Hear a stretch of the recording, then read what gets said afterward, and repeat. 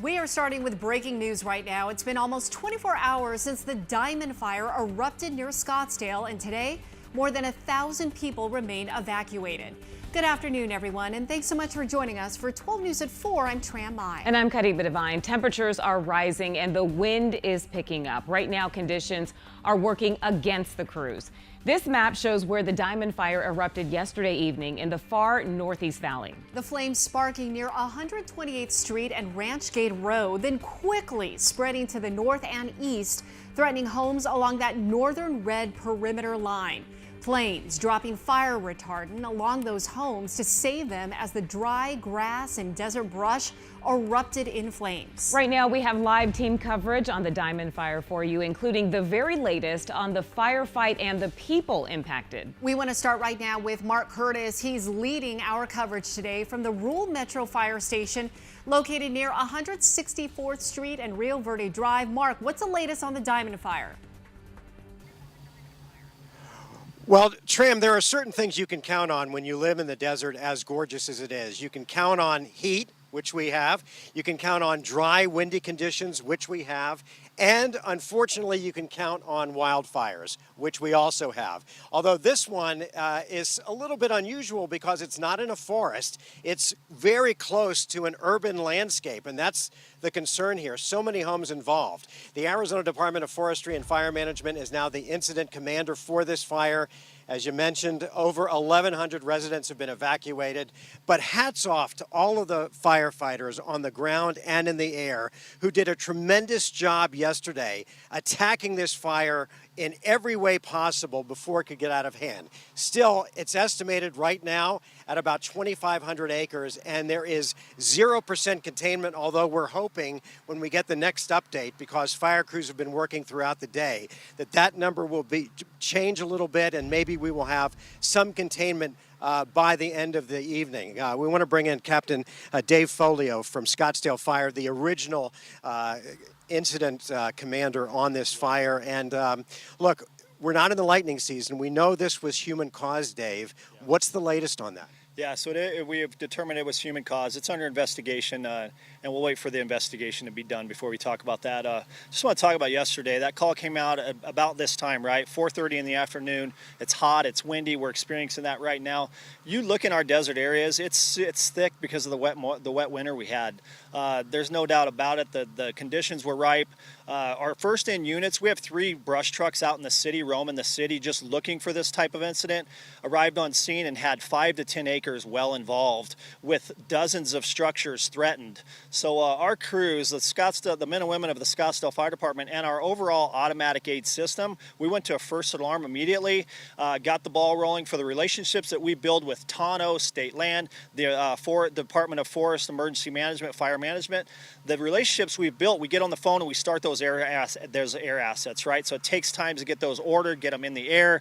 All that was coming. The men and women of the Scottsdale Fire Department, to make the decision to just bump and run. We do a bump and run. We pull these Ganzer packs off our trucks. It's forestry hose. We can get in between buildings, and we make the decisions. We just bump and run.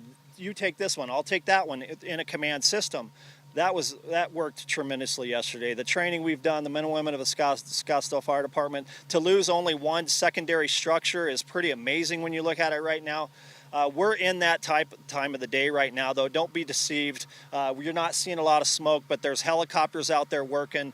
The new command structure has brought in their additional 200 people, another 100 coming, several trucks like she's mentioned, the PIO, and yeah, it was all hands on deck yesterday. We knew we have the potential for this. We still have the potential for this. We're asking people to get a defensible space around their home, 15 to 30 feet, clear out all this dead brush. We're not asking you to cut down the trees, just bring it off the floor 4 feet. And yeah, give us a chance to be able to get in there and make a stop. And it's really unusual because for the most part, you guys are involved with structure fires. Now, all of a sudden, you find yourself fighting a wildland brush fire, and I'm guessing it's just a completely different animal. Yeah, and the third truck in was our ladder truck. We don't take those off the road. We leave those on the road. They're big, they're heavy, but it gave us an advantage the way the wind was blowing. We put that ladder truck up. You always want to we want to be working in the black or an anchor point from a roadway, right? We don't want to put our people out in front of this fire. Yesterday, the men and women of the Scottsdale Fire Department, I'm telling you, they put themselves in between the fire and these homes to save them and lives. Livestock, tremendous job they did yesterday. When you can look back at this, our concern right now is the men and women still working out here that have taken this over. It's hot. And getting the people back in their homes. We're still at an evacuation. We're going to be changing the Cactus Shadows High School to a heat relief station. The Red Cross is still there assisting with that. Some livestock's gone over to the Cave Creek Rodeo Fairgrounds. So we're hoping really that we get past these next few hours and we can give you some sort of containment numbers and hopefully, fingers crossed, lift that evacuation and let people back into their homes. And finally, it's my job to ask you. You know, look, we know there's construction going on near where the fire started. We know there was welding going on. If it's determined that a welder or a construction accident caused this, what happens? Yeah, we'll leave that up to somebody other than me. I know we're part of the investigation. I really want to just focus right now on the men and women that are still on the front lines. You know, they talked about it. They got a containment line all the way around it. The winds right now, if something flares up and it jumps that containment line, we're off and running again, right? So just really want to focus on the people that have been displaced. My heart goes out to them. Same. We're doing everything we can to get them back as soon as they can.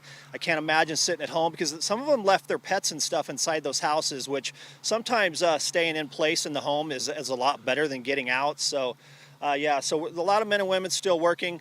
And it was just my heart goes out to those people. And we're working hard to get them back into their homes. Well, Dave, hats off to you guys for a tremendous response on this, as well as Rio Verde Fire and all of the other agencies, both on the ground and in the air, that are fighting this. 2,500 acres, but hopefully we will have a good outcome and have some containment by later on tonight. Appreciate you guys. Thank you. Captain Dave Folio with Scottsdale Fire with us.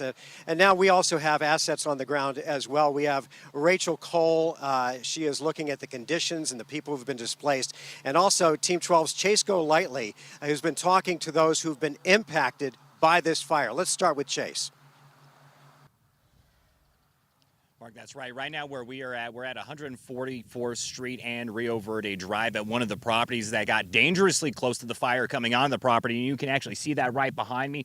This entire area, this is facing south. This entire area right here, charred black from the flames. You can see just how close it got to the property. But one of the key reasons why it did not is if you notice all these rocks right here, they have a pink color to them. That's because one of the air tankers coming by dropped a massive slurry along this line right here. We were able to see some videos of that happening. That's why all of this is pink. This entire area, even some parts of the house right here, have little splotches of pink of them from that slurry that came in. And everyone in this area incredibly thankful that firefighters and all their work for trying to protect these homes right here. We spoke to one man who, again, lives in this area. He said that he was a part of that evacuation zone yesterday when he didn't know if he would have a home to come back to. Now today, he was able to return just to see the aftermath of that fire. And when we spoke with him, all he could say was kind things about the firefighters and their hard work protecting these homes.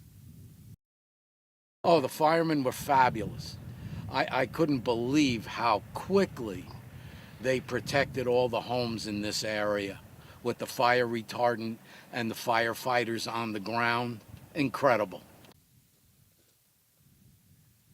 Now, as we mentioned, this area is still part of the evacuation zone. Firefighters know that we're here. We've seen some of them in the area just checking places out. They did tell us earlier today that this area right here should be safe given just how much is burned already. They said, of course, it can't burn again. There are a couple spots where we are seeing some green vegetation, but they said this area should be safe. Now, again, none of those evacuation orders have been lifted. About 1,200 people were evacuated from their homes. However, when we were just driving around in some of the neighborhoods along Rio Verde Drive, we noticed a lot of people did return home just because of the positive news that they heard this morning about firefighters really gaining control of the fire. So we did see a lot of people coming back.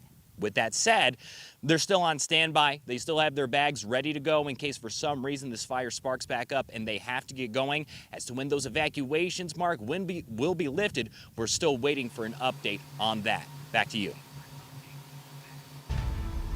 All right, Team 12's Chase Go Lightly. One of the most heartbreaking images yesterday when we first came on the air with this Diamond Fire coverage was the images of horses running through a pasture, and you could tell they were frightened. They didn't know what was happening. A slurry bomber had just dropped a load of slurry, so between the noise of that, probably the smell of the smoke. You have to feel for the homeowners who have. There's a lot of horse property out there, so the people and their pets and the animals. And Rachel Cole has been covering that aspect of this fire, the innocence, not only the people but the animals. She joins us now with more details on how animal owners are handling the changing conditions of this fire and keeping their fingers crossed. Rachel? Yeah, good afternoon to you, Mark. You know, you think about these big sprawling ranch properties, the acres and acres full of livestock, horses in particular, and how scared they were during yesterday's activity. And that activity, 300 firefighters working both from the ground and aerially to get this fire contained, how scared they were. But the best thing that you can really do is remain calm. Things much more calm at this hour, as you can see. But of course, a different situation yesterday with the fire flaring up, the wildfires that could spark all season long. So it's good to be prepared, not just for yourselves. Chase mentioned people still have their go bags ready. That's great. But don't forget the go bags that you need for your animals. That, let's face it, for people out here with these properties, that is their family too, and they're not leaving without those animals. So have their bags and their needs ready to go. We're talking food, medications, tools to transport them safely and comfortably. All good things to keep in mind. And most importantly, that we're hearing from horse trainers, remain calm. We saw the entire Rio Verde foothills community and surrounding areas jump into action last night, willing to help house and mobilize the animals potentially being threatened by the diamond fire. Outside of having the truck gassed up and the trailer ready to go with full tires, what else should you be considering when it comes to the livestock? The biggest thing is space around them. Make sure that your environment is clear. Make sure that there's not tons of brush around them where it can get right up to your animals. Like some of these pens here, you see they're really nice and open. There's not a bunch of trees and shrubbery, and trees are fine, but more of that, like up north, the pine needles. Out here, the brush, the grasses. You try to keep as much of that clear, so that way if you can move through your property, you can move your animals. Make sure your medications are packed if needed. The nice thing is, like, we had the rodeo grounds set up, and so they had stalls and feed and bedding, so you don't really have to worry about too much of that. There's plenty of friends and family that'll help you out. So we're continuing to hear from people regarding the rodeo grounds. We did talk to somebody over there, volunteer with Arizona Foothills 911. They said the stalls are ready and they do have large animal veterinarians on site in case you need to bring your livestock over. We do have those resources posted for you on 12news.com, and we'll have more details for you tonight on 12 News at 6. We're live in North Scottsdale. Rachel Cole, back to you. All right, Rachel, thanks so much. Again, hopefully this fire will be able to lay down within the next few hours. We are in the most important period of the day, the period between 2 p.m. and 6 p.m. when the winds kick up, the hottest time of the day. This is when the firefighters are really dealing with the elements out there, and it's so crucial that they can get a handle and get a perimeter laid down on this. Hopefully, we'll have updated containment numbers a little bit later on. Guys, we'll toss it back to you.